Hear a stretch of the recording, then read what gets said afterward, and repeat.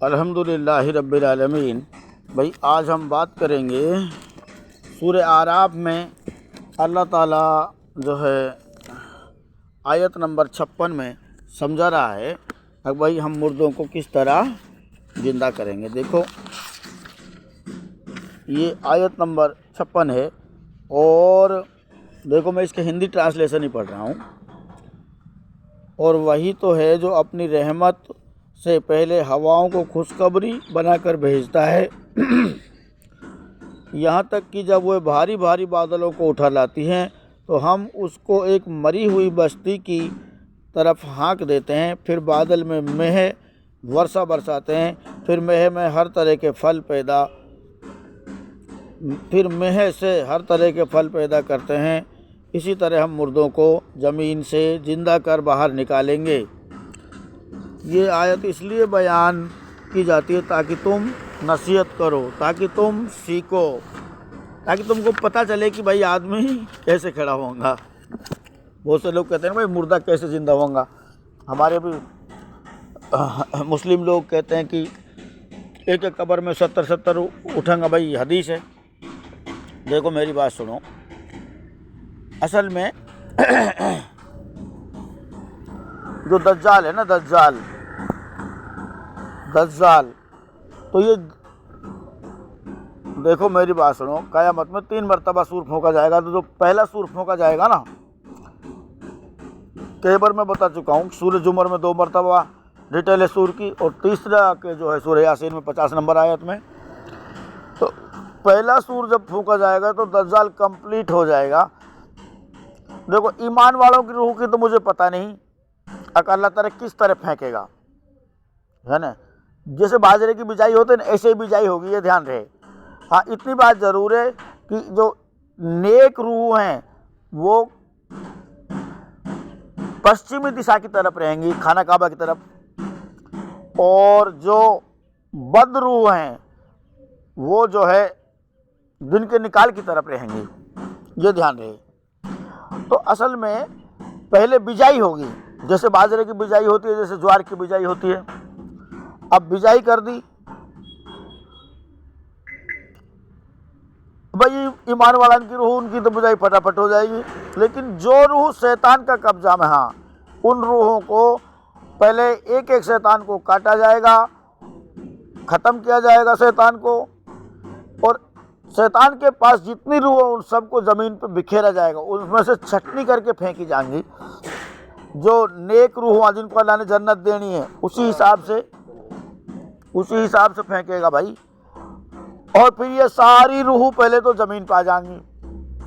आसमान कोई किसी खजाने को भी अपने पास एक बूंद को भी नहीं रखेगा। जो आसमानों के अंदर रूह हैं या जो वहाँ भी छुपा रखी हैं रूह, सब ज़मीन पर आ जाएंगी।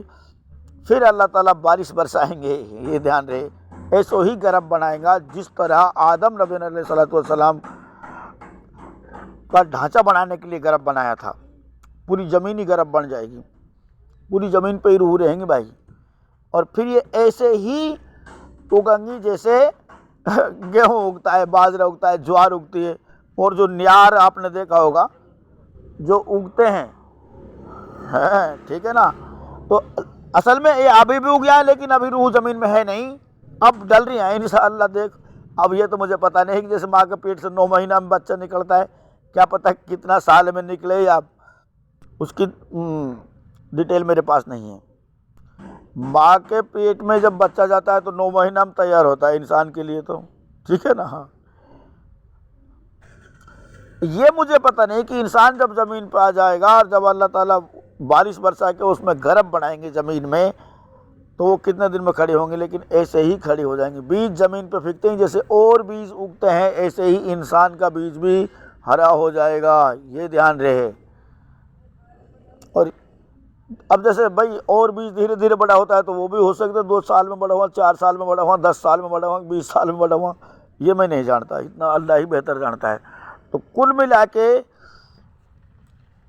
तमाम शैतानों को काट काट कर रूह ज़मीन पर आती हुई, और फिर बस अब खड़े होने प्रक्रिया बाकी है। पहला सूर फूंका जाएगा जब तक तो सारी रूह ज़मीन पे आएंगी। दूसरा सूर जब फूंका जाएगा तो ज़मीन में से उठने शुरू हो जाएंगे रूह, क्योंकि बीज तो आ ही जाएगा।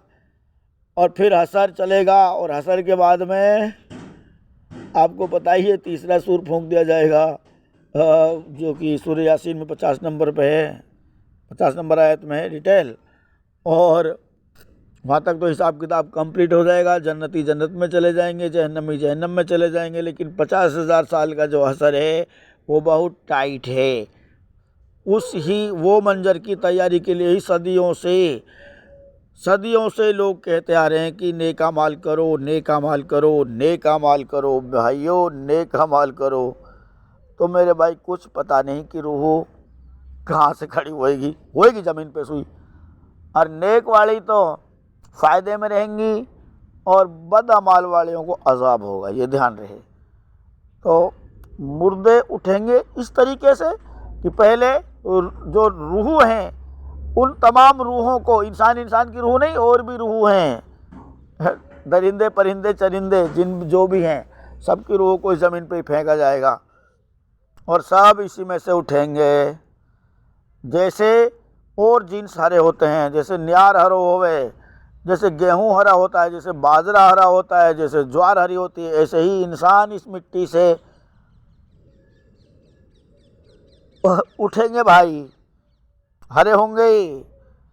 बीज उगता है जिस तरह उगेंगे। अल्हम्दुलिल्लाह रब्बिल आलमीन।